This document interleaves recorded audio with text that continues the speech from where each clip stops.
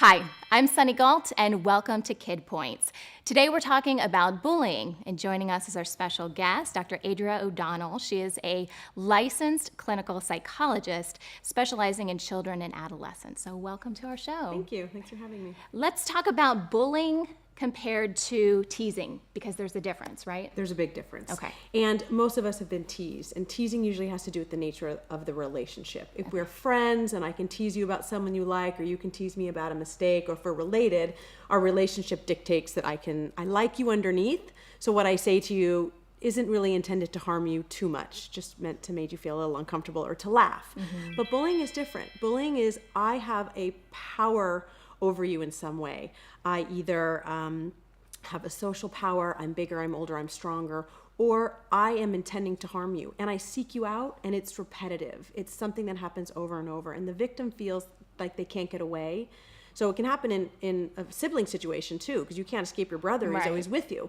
But it's, I seek you out, and in every situation, I intend to make you feel uncomfortable. I come after you, and you have tried to stop it, so you feel helpless. So there's intent to harm, there's repetitive, systematic, and it is subtle usually. The big bullying gets caught. If I hit you in the face, someone sees it, it leaves a mark, and we manage that. But bullying can be much more subtle, but it's ongoing, and it's really traumatic.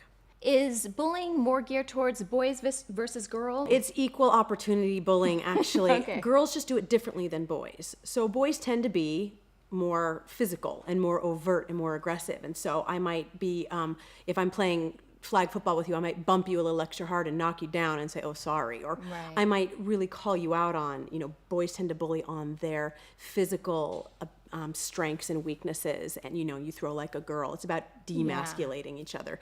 Oh, girls, we are just, we are ruder about it. We're subtle, we're sneaky, and we are bullying, not with our bodies, but with our words and our relationships. So I bully you in your softest spot, which is your reputation or your social relationships. So girls do it differently. We call it relational aggression, because I'm aggressive via our relationship. Boys do it too, but girls do it differently. In what ways do girls bully? So what a girl might do is it can be very obnoxious to very, very subtle. So maybe you come up and you say hi to me, and I just say, hi. And I make you feel badly by not reciprocating the proper hello. Or we do a giggle. Girls will get together and they giggle with each other, and then someone says, what are you laughing at? And they say, oh, nothing. But you're left thinking, I think they were laughing at me, but I have no proof of that. Or I will say, oh, come here, I have something really important to tell you, and I will take you and I will grab you away from a conversation you're having, leaving the girl standing there feeling badly. Or I have a party, and I invite everybody. Oh, but I can only have 4 people, so I can't invite you. But I let you know about it. So I try to make you feel on the outs of whatever circle I'm creating. And that's what it looks like. And it seems like a parent would say, well, that's not a big deal. You can't be invited to every party. But over and over and over, if you're feeling left out and feeling not good enough, and you're constantly striving to get in to the circle, you feel insecure, and then you feel desperate. And the cycle kind of continues from there. What are the 3 roles of bullying? Children move within 3 roles. They can be aggressive, which they usually don't admit to unless it's retaliatory. So they will say, well, she did it first. So they can be the aggressive person. They're usually the bystander. In most situations, someone's watching the mean exchange, or they're the target. And it also changes throughout the day. So maybe your older sibling is really mean to you and bullies you, makes you feel terrible. Then you get in line for school and you watch a bunch of kids pulling each other's backpacks and knocking each other around. And then you get in line and you start sniggering and laughing because some girl has a Hello Kitty lunchbox, and you think that's not cool. And so you tease and make her feel badly. So you really move between those roles all day long. As a parent, how do you recognize that in your own child? Because that's something that's kind of hard to fess up to. Oh, my kid's a bully.